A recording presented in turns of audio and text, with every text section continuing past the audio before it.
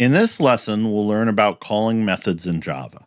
Some important points. In object-oriented programming, we can think of methods as behaviors. Static methods are behaviors that belong to the class, so we call the methods from the class itself. A class is like a blueprint for an object.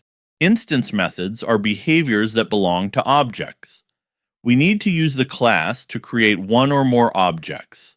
Then we call the instance method from a specific object. Let's look at this cake class. As discussed earlier, we can think of a class as akin to a blueprint. You might expect the cake class to have fields and constructors, but we aren't displaying them.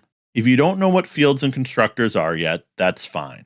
We only see the method headers. The method bodies don't matter to us because we don't care how these methods do what they do. Think of it like a car. We don't need to understand how a car works to drive it. Let's look at the method headers and learn what information we can from them. Public is an access modifier. This means we can call the method from either inside the cake class or from another class. Compare that to the private access modifier, meaning the other method can only be called from inside the cake class. Next, the static keyword tells us this behavior belongs to the class itself.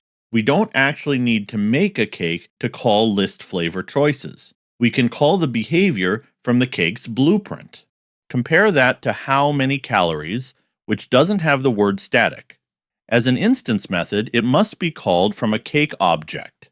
Different cake objects will have different numbers of calories, so it makes sense that how many calories will be an instance method. When I say that different cakes may have different numbers of calories, this variability is key to understanding why how many calories is an instance method. Since each cake object could have different ingredients, the number of calories will vary from one object to another. That's why the method needs to be called on a specific cake object, allowing us to calculate the calorie content based on the unique characteristics of that individual cake. This is our return type. It tells us that every time list flavor choices is called, it will send back a piece of string data.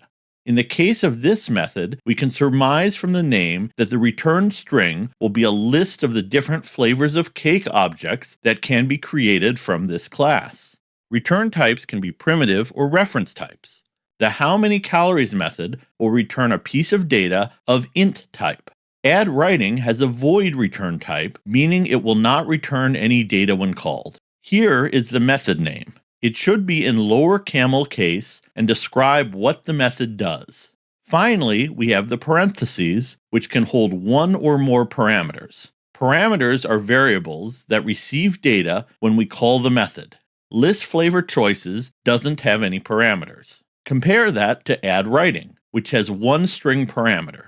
Every time we call add writing, we need to pass it a string which will populate the words variable. New programmers often confuse return types and parameters. Remember, parameters tell you what data needs to be sent to a method when we call it.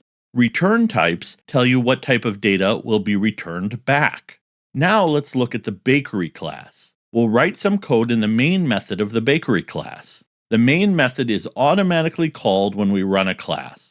For reference, I've included the method headers from the cake class.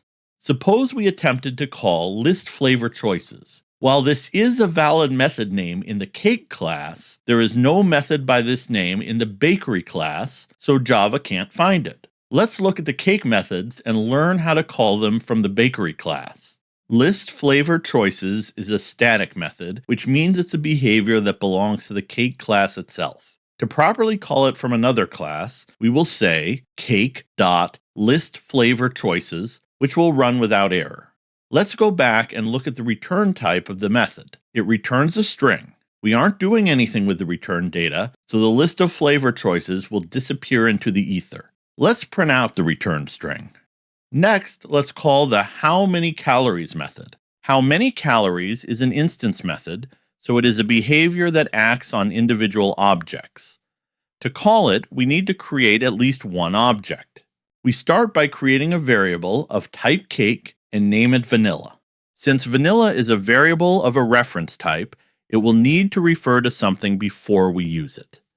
Here, we create a new cake object and have the vanilla variable reference it. In memory, we have the vanilla variable, which references a cake object. The cake object is an actual cake that we can do things with. Contrast that to the cake class, which is just a blueprint for a cake. We can make as many cake objects as we want. Different cake objects may not be identical, but they must all follow the specifications created by the class blueprint. How many calories has an int return type? That means the method will return the number of calories in a particular cake as an int. Again, we are just letting that data disappear into the ether. Instead of printing it out like before, let's store the data in a variable called calories. Next, we want to call the addWriting method. It is an instance method, so we must call the behavior from an object or a variable that is referring to an object. It has a void return type, so no data is returned.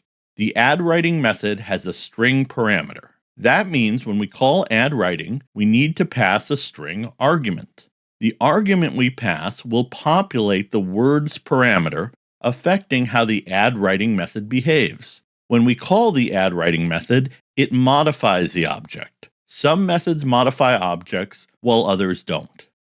Finally, let's look at the mixIngredients method. This method has a private access modifier, meaning it can only be called from inside the cake class. There is no way for us to directly call mixIngredients from the bakery class. However, if one of the public methods we called happens to call the mixIngredients method as part of its workings, we would have indirectly called mixIngredients.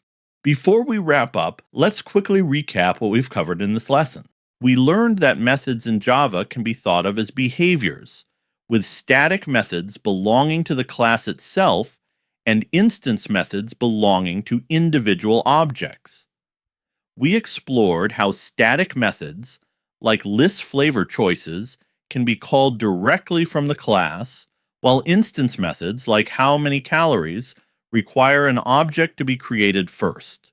We also discussed method headers, including access modifiers, return types, method names, and parameters, and how they tell us important information about what a method does and how to use it.